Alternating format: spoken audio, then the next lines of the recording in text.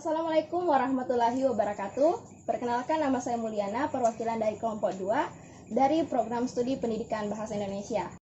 Nah, pada malam hari ini kita akan mengenal lebih dekat program studi pendidikan bahasa Indonesia bersama salah satu pembina, yaitu Ibu Siti Hasrianti Anis, SPD MPD. Nah, selamat malam, Bu.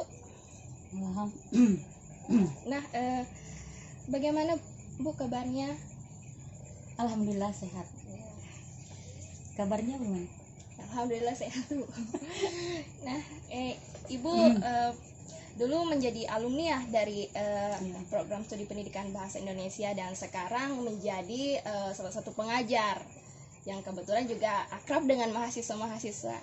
Ya, alhamdulillah. Nah, sekarang juga mulai dikenal sebagai sutradara, sudah menyutradarai beberapa film yang mengangkat tentang tema budaya dan sosial. Nah, mengenai Bu, jurusan pendidikan bahasa Indonesia, kenapa sih dulu memilih jurusan pendidikan bahasa Indonesia? Kan di Universitas Puang Primagalatung ada beberapa jurusan yang bisa dipilih. Oh iya. Jadi saya cerita dulu ya dari awal. Sebelum universitas itu kan masih yayasan, kemudian waktu itu STKIP, ya STKIP. Jadi ketika mau memilih jurusan tidak ada keraguan-raguan. Jadi apa yang membawa saya adalah insting, naluri. Karena sejak kecil itu memang sejak SD sudah senang dengan pelajaran bahasa Indonesia. Ada dulu pelajaran mengarang. Itu pelajaran mengarang itu saya pernah dilombakan dengan kelas waktu itu saya kelas 4 dengan dilombakan 3 kelas antara kelas 4, 5, 6 dan saya juara 1 waktu itu. Ya. Jadi saya bercerita dulu di awal bahwa di STKIP dulu saya mengambil jurusan bahasa Indonesia itu pada tahun 2006. Masih STKIP. Ya. Kemudian lanjut di S2 itu 2014. Ya, kenapa saya tertarik dengan memilih jurusan bahasa Indonesia? Yaitu tadi bahwa bahasa Indonesia itu menurut saya bukan gampang, tapi saya tertantang dengan bahwa bahasa Indonesia itu bukan mata pelajaran yang pasti, tetapi butuh analisis. Dan itu saya sukanya di situ, main-mainnya di situ. Wah, menarik sekali, Bu, alasannya. Nah, selain insting dan didorong oleh ketertarikan karena bahasa Indonesia memiliki beberapa tantangan, nah, apakah benar bahwa di jurusan pendidikan bahasa Indonesia itu ada hal-hal yang menarik yang bisa ditemukan mahasiswa, tapi hal itu hanya bisa ditemukan di jurusan pendidikan bahasa Indonesia?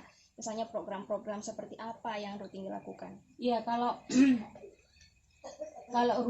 di bahasa Indonesia itu rutin yang kegiatan rutin yang dilaksanakan merupakan kegiatan yang sangat saya sukai, yaitu kegiatan bulan bahasa, dan itu selalu pada tanggal 28 Oktober. Dan di situ memang mahasiswa diajak tertantang untuk karena di dalam kegiatan itu berkaitan dengan kebahasaan dan juga ada sastra. Seperti itu. Saya kira ya ini memacu atau memancing mahasiswa untuk lebih berkreasi. Wah, jadi ini juga bisa dijadikan wadah ya untuk meningkatkan kreativitas mahasiswa. Nah, selanjutnya Bu, apakah Ibu ini cukup terbantu dengan background pendidikan bahasa Indonesia selaku sutradara di samping pekerjaan tetapnya sebagai penulis dan dosen? Iya, jadi dasar dari kesemuanya ini adalah tentu saja adalah bahasa Indonesia yang apa yang saya dapatkan di jurusan itu memang benar-benar saya aplikasikan. Jadi sebetulnya bukan di sutradaranya, sutradara, tapi kan misalnya di film itu kan dasarnya dulu adalah membuat skenario. Nah, skenario ini kan didapat dari belajar sastra. Tentu saja belajar sastra itu kan salah satunya adalah unsur intrinsiknya itu memang harus dipelajari. Intrinsiknya itu yang membangun cerita dan itu memang harus tertata dengan baik untuk menghasilkan satu cerita. Seperti itu. Jadi saya terbantu bahwa betapa luar biasanya peran bahasa Indonesia. Nah, sebelum pindah ke pertanyaan selanjutnya, ada hal yang penting sebenarnya ingin saya tanyakan, Bu, mengenai jurusan pendidikan bahasa Indonesia. Terkadang ada masyarakat yang menilai bahwa pendidikan bahasa Indonesia itu gampang, tidak bergengsi, dan Diremehkan biasanya. dan Ya, itu kurang yang banyak. prospek kerja. Ya, itu yang banyak. Jadi begini dulu, saya mau jelaskan bahasa Indonesia secara umum. Payungnya ini supaya bahasa Indonesia itu tidak diremehkan. Bahasa Indonesia itu akan menjadi akan kita tanamkan menjadi satu kebanggaan dalam diri kita, itu bahwa bahasa Indonesia itu benar-benar bisa dibanggakan. Jadi yang pertama, bahwa ada dua fungsi dulu bahasa Indonesia itu. Ada dua fungsi bahasa Indonesia. Yang pertama itu sebagai bahasa nasional. Nah, ini yang terbukti bahwa bahasa Indonesia itu diperoleh tidak mudah. Itu ada beberapa pemuda yang berkumpul dari berbagai suku, dari berbagai daerah, kemudian mencetuskan ikrar yang kita kenal dengan Sumpah Pemuda. Itu dicetuskan pada tanggal 28 Oktober 1928, dan yang ada melahirkan 3 keputusan. Yang keputusan yang ketiga itu adalah bahwa kami putra dan putri Indonesia menjunjung tinggi bahasa persatuan bahasa Indonesia. Ini harus dipegang ini. Terus yang kedua, bahasa Indonesia sebagai bahasa nasional. Bahasa nasional ini sebagai bahasa nasional itu ini disahkan. Bahasa Indonesia disahkan pada tanggal sehari setelah dibacakannya proklamasi, tanggal 18 besoknya, ya, 18 Agustus 1945.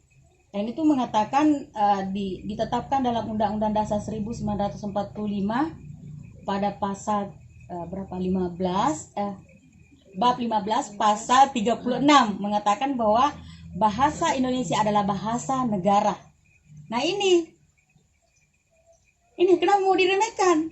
Nah, Kan ini cukup iya. meluruskan ya Harusnya pandangan kamu masyarakat. bangga. Jadi kalau kamu menganggap bahasa Indonesia itu berarti saya meragukan keindonesiaan kamu, ya kan? Ini jadi mestinya bahasa Indonesia itu kita lah yang mengangkat derajatnya dengan menggunakan bahasa Indonesia, dengan mengapresiasi bahasa Indonesia, kemudian memakai bahasa Indonesia sesuai dengan konteksnya. Iya, makanya untuk berbahasa Indonesia yang baik dan benar, yang santun, yang efektif itu memang harus pada jurusannya. Makanya masuk di jurusan bahasa Indonesia supaya ngerti tataran. Tidak berbahasa, semua orang tahu bahasa Indonesia, semua bisa berbahasa Indonesia, tapi apakah kamu bisa berbahasa Indonesia dengan baik dan benar? Nantinya ini akan berimplikasi pada apa yang mungkin ke karir. Nanti prospeknya ke depannya tuh mau jadi apa? Belajar bahasa Indonesia kan mau jadi guru bahasa Indonesia. Itu prospek karir. Pekerjaan lainnya apa yang bisa yang ya itu tadi, kalau misalnya sekolah dokter, jelaskan mau jadi dokter. Bahasa Indonesia mau jadi apa, saya memilih jurusan banyak, justru tidak terbatas. Semua bisa kamu masuki, bidang-bidang semua bisa kamu masuki dengan dengan bekal bahasa Indonesia yang baik. Jadi pendidikan bahasa Indonesia itu bisa menjangkau pekerjaan mana saja. Iya, terutama nah saya akan luruskan tadi dengan pekerjaan saya sebagai sutradara. Sutradara itu kan salah satu yang penyutradaraan kan itu dipelajari di bahasa Indonesia.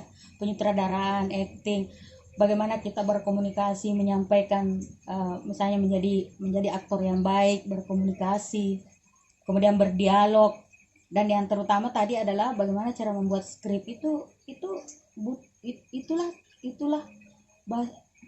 kita harus dibantu oleh kecakapan bahasa Indonesia itu. Jadi pendidikan bahasa Indonesia tidak bisa diremehkan begitu saja oleh masyarakat. Tidak boleh. Jadi ada 3 tadi poin yang saya mau sampaikan, bahwa tidak Tidak juga bahwa tidak menguasai bahasa asing, boleh, tetapi jangan lupakan bahasa Indonesia. Kamu harus utamakan bahasa Indonesia, mengutamakan bahasa Indonesia, menguasai bahasa asing, dan yang ketiga adalah melestarikan bahasa daerah. Nah, ini kan seimbang. Kalau udah dikuasai itu keren. Wah, ini menarik sekali ya untuk masyarakat. Nah, selanjutnya bagaimana sih Ibu menanggapi anggapan bahwa pendidikan bahasa Indonesia itu nantinya hanya akan meneliti novel dan puisi? Karena tadi disebutkan bahwa di dalam pendidikan bahasa Indonesia itu juga belajar sastra selain ilmu kebahasaan. Tentu saja itu adalah suatu pandangan yang picik, sempit. Nah, kalau menurut saya, jadi di bahasa Indonesia itu banyak sekali yang perlu kita teliti. Jadi tidak hanya dari segi kalau sastra ya, iya, sebetulnya juga sastra itu meneliti sastra puisi itu sebetulnya banyak yang mengatakan alah puisi aja diteliti, itu analisis loh. Kalau kamu meneliti dengan menggunakan angka itu hal pasti, tapi analisis ini itu luar biasa. Keterampilan harus kita punyai, bagaimana referensi kita. Jadi bahasa Indonesia itu wawasannya harus luas, karena dia memang bahasa Indonesia adalah fondasi dari semua ilmu-ilmu. Kalau menurut saya, yang pertama adalah dipakai berkomunikasi, itu yang penting. Nah, satu pertanyaan lagi Bu, nah bagaimana jika seandainya saya menjadi calon mahasiswa baru, adakah hal yang bisa meyakinkan saya sehingga saya bisa memilih jurusan pendidikan bahasa Indonesia dan saya tidak kecewa dengan keputusan saya? Banyak hal yang bisa saya buktikan bahwa kamu tidak akan pernah kecewa memilih jurusan bahasa Indonesia. Saya sudah merasakan, saya sudah membuktikan, saya alami, saya hidup hari ini di bumi ini sejahtera, alhamdulillah, dengan bermodalkan tadinya dari jurusan bahasa Indonesia. Saya benar-benar bahwa mampu membuktikan saya bisa memproduksi, saya bisa menghasilkan, saya bisa berkarya, karena saya nyaman sekali di background saya sebagai orang bahasa Indonesia. Iya. Kemudian selanjutnya ini saya mau skeptis tentang bahasa Indonesia, bahwa diragu-ragukan itu jangan sama sekali itu dihapus. Itu dalam pikiran Anda tolong dihapus, itu tolong dibuang jauh-jauh, karena saya sekarang itu saya lihat sekali secara nyata apa efek dari semua itu. Saya sudah mampu menulis, terutama itu ada hal penting di bahasa Indonesia itu, kita lebih sensitif, lebih naluri kita sangat halus, kita begitu sensitif, berperasaan, tetapi kita punya tujuan, adalah karya besar. Jadi salah satu keunggulan dari insan pendidikan bahasa Indonesia itu adalah memiliki kepekaan yang lebih luas kepada masyarakatnya. Oke. Nah, mungkin ada yang bisa disampaikan Bu kepada calon mahasiswa baru?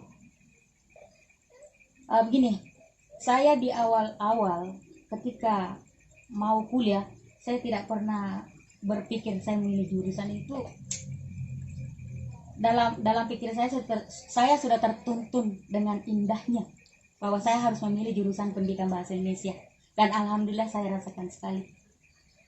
Saya bisa menghidupkan keluarga dari itu tadi.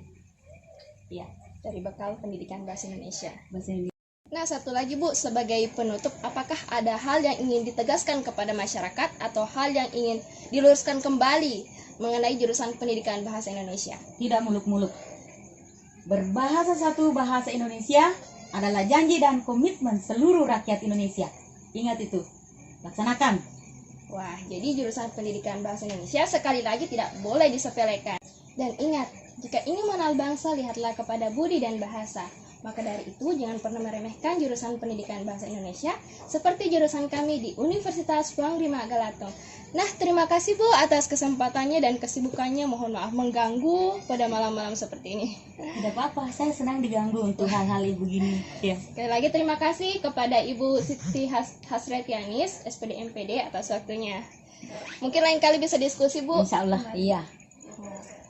Saya Mulyana sebagai perwakilan dari kelompok 2 mengakhiri bincang ini dengan mengakhiri ayo kuliah di Uniprima jurusan Pendidikan Bahasa Indonesia.